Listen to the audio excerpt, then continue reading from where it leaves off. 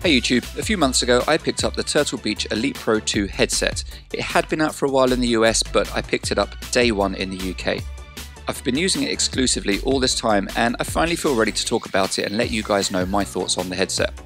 The headset comes with a Turtle Beach Super Amp which sits in between your console or your computer and the headset, providing a load of features and options to enhance the headset beyond the average set of cans that you can pick up. I'm going to break this into 6 sections: style and design, comfort, audio quality, microphone, features, and price. Now, let's get started. Firstly, let's take a look at the style and the design of the Turtle Beach Elite Pro 2 headset. I like it. It's not vastly different in style to the first iteration of the headset, and I think it looks clean and sleek. There is nothing there that doesn't really need to be there. If you want it for Xbox, it's white. If you want it for PS4, it's black. If you want the headset for the PC, then you can pick up either one. Personally, I prefer the white of the Xbox version. The black on the PS4 is fine, but I just think that the Super Amp itself looks better in white, as the aluminium dial contrasts much better with the white than it does with the black. The ear cups have a nice leather style on the outside, though the bits that touch your ears aren't leather. But this takes us close to talking about comfort, and this comes later. You can take the cover off the ear cups, which will either be for repair purposes or modification options. I looked for some mod options but couldn't find any, so maybe this is future-proofing on Turtle Beach's part. The headband looks good, and the metal arm over the cushioned headband looks nice too. It all adds up to a modern package. The Super Amp itself is a nicely designed little gizmo. The dial feels nice to use with satisfying little clicks that you can hardly feel, and the unit is not overloaded with unneeded buttons or sockets, probably in the name of simplicity and design. There aren't more ports than needed, it's just right. This is a great start for this headset.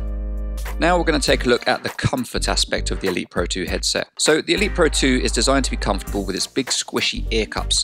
There is even a little strap inside the ear cup for people who wear glasses. Taking the cup off, pulling the strap and securing it onto a little notch creates a small recess at the top front of the ear cup for the arms of your glasses to sit in. I sometimes wear specs when I game, so I keep this set by default for maximum specky comfort. However, for long gaming sessions I do sometimes find the headset gets a little uncomfortable. Nowhere near as uncomfortable as my Beats Solo headset gets with its tiny cups. And it's not to a point where I'm in pain, it's just that you know it's there, and that's all it is. Also, I feel like the glasses function isn't positioned quite right. I feel like I have to tip the top of the headset band forwards for the glasses arm to fit comfortably into the recess.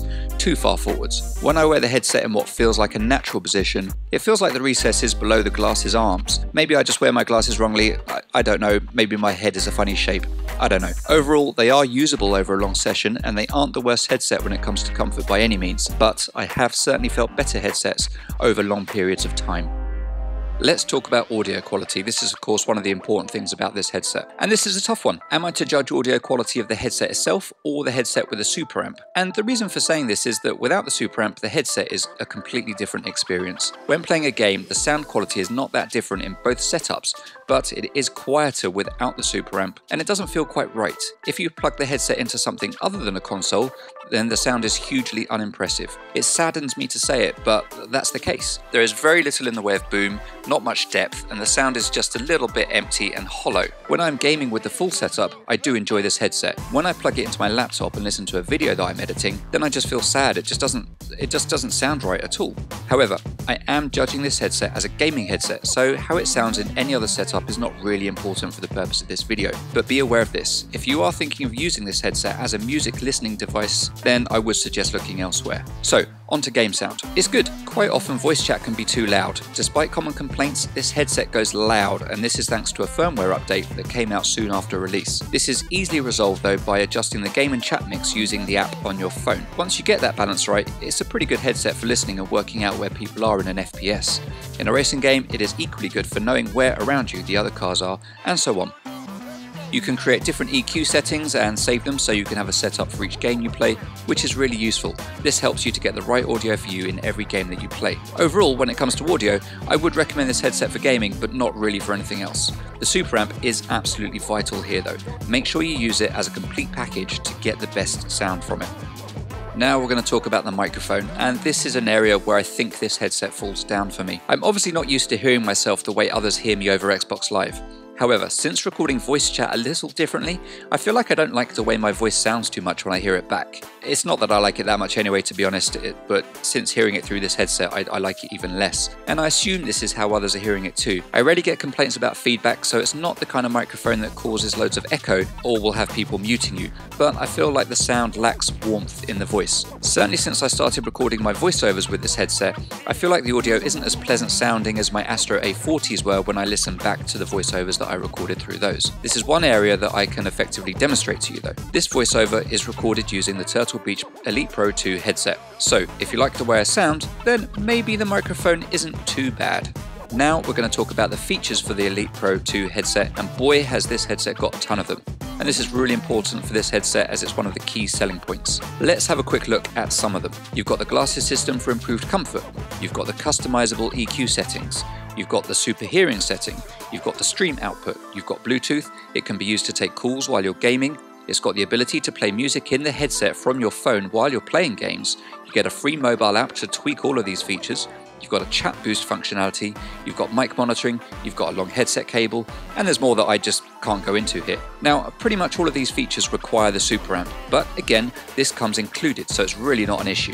For details on pretty much everything you can do with the super amp, then check out this video that I made linked up above. To add to this though, important points are the long cable and the ability to play music from your phone.